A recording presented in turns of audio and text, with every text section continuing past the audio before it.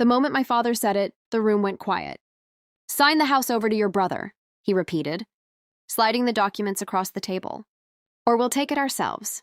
My mother sat beside him, arms folded like a judge who had already decided the verdict. And my brother, Daniel, leaned against the wall with that smug, patient smile. They thought they had already won. I picked up the papers slowly.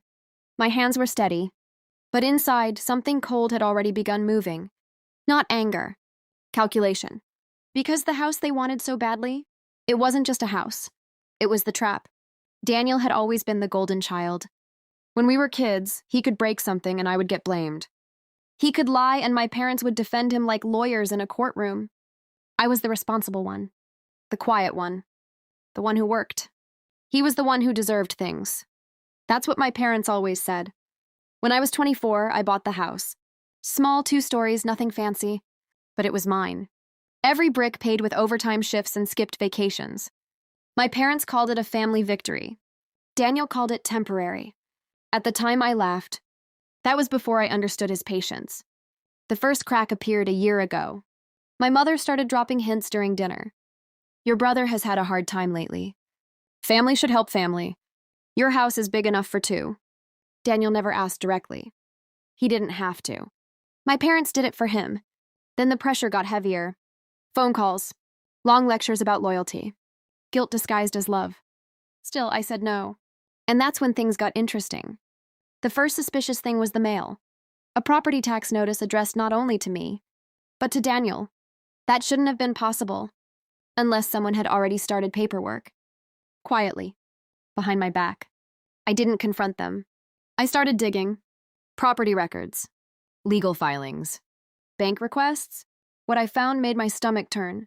My parents had contacted a lawyer months earlier. Their plan was simple. Claim I was financially unstable, push for shared family ownership, then transfer the property to Daniel. Piece by piece. Legally. Clean. Efficient. They thought I wouldn't notice until it was too late. They underestimated one thing. Me. I didn't explode. I didn't argue. I didn't even mention it. Instead, I smiled more at family dinners. Agreed with everything. Played the obedient son they thought they knew.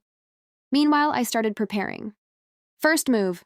I refinanced the property through a quiet private agreement. The house was no longer a simple asset. It was tied to a holding company, a company that belonged entirely to me. Second move, I transferred operational control of that company to a trust. One with extremely specific legal protections. And one very interesting clause. Anyone attempting to claim the property through family dispute, litigation would trigger an immediate liquidation clause. In simple terms, the house would be sold immediately. And the proceeds? Donated. Every dollar. To charity. No inheritance. No transfer. Nothing. I waited. Because I knew Daniel wouldn't stop. 3 weeks later, the confrontation arrived. Exactly as predicted, my parents showed up with their lawyer. And the documents, just sign it, my mother said. It's the right thing for family, my father added. Daniel said nothing. Just that smile again. I flipped through the pages like I was considering it. Then I looked at their lawyer. You should probably read Section 7 of the property ownership structure, I said. He frowned. Started reading. His face changed slowly. First confusion, then concern, then realization. What does it say? My father snapped. The lawyer cleared his throat. If you proceed with this claim, the property will automatically be liquidated under the trust agreement. Daniel's smile faded. Liquidated? My mother asked. Sold immediately, the lawyer explained, and the proceeds are legally obligated to go to a charitable foundation. Silence swallowed the room. I leaned back in my chair. Calm. Controlled. So, I said quietly, if you take the house, no one gets it. Daniel stepped forward. You're bluffing. I slid another document across the table. Certified filings. Legal seals. Not a bluff. A trap. My father's face turned red. You would give the house to strangers before helping your own brother? I looked directly at Daniel. The golden child. The man who tried to steal what I built. Yes, I said. Without hesitation, because suddenly the power dynamic had changed. They had come here expecting control. Instead, they were staring at a dead end. Take the house. Lose everything. Leave it alone.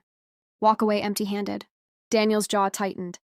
For the first time in his life, he had no move left. They left 20 minutes later. No shouting. No threats. Just quiet defeat. The lawyer understood the situation perfectly. The plan was over. A week later, Daniel moved across the country. My parents stopped calling. Funny how quickly family disappears when the money does. But the house? It's still mine. Quiet mornings. Coffee by the window. Peace. Sometimes I think about that day at the table. The moment they realized the game had already been decided, not by anger, not by revenge, by patience. They tried to take my home. Instead, they exposed themselves. And the best part? I never had to raise my voice once.